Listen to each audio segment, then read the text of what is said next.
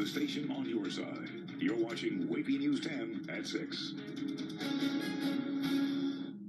As President Donald Trump moves forward with his agenda, we'll almost certainly hear more about sanctuary cities. Well, the president has threatened to pull funds from cities that don't comply with federal immigration agents. Your Side's Lex Gray investigated whether that could happen here, and she found out that that's difficult to say. Right, Tom and Anita, and that's because no one seems to agree on exactly what qualifies as a sanctuary city, including the president and his administration. Despite that, in February, the feds began calling out local governments that don't cooperate fully with immigration and customs enforcement, and a Hampton Roads city made that list. Their characterization of us as a sanctuary city or non-compliant is garbage. Sheriff Gabe Morgan wants to make something clear.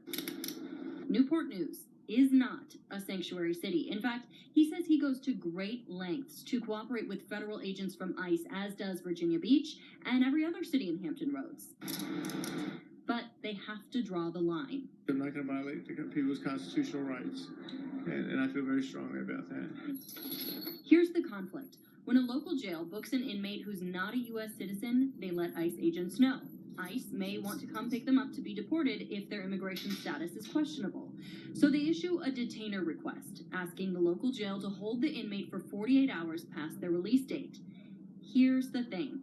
That ICE detainer request isn't a warrant. It's signed by an ICE agent, not a magistrate or a judge. Until you give me a document that allows me to hold someone legally, I cannot hold them. Both Morgan and Stolle tell me holding them would be a violation of a person's constitutional right to due process. They also stress this isn't a partisan issue. I didn't do this when Obama was in office, and I'm not going to do this when Trump is in office. So why is this coming up now?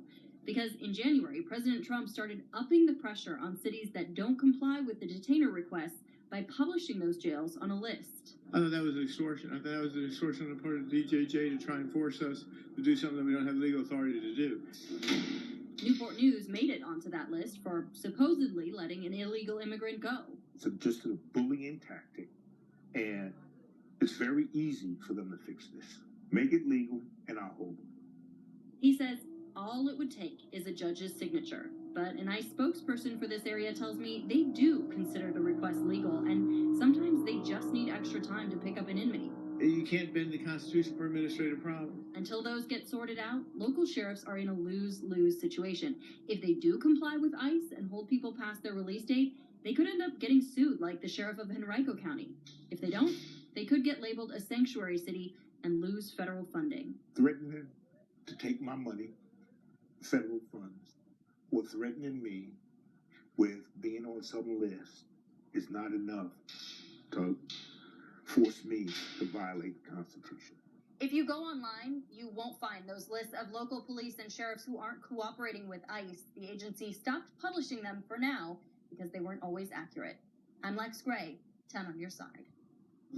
Now, your Super Doppler 10 forecast.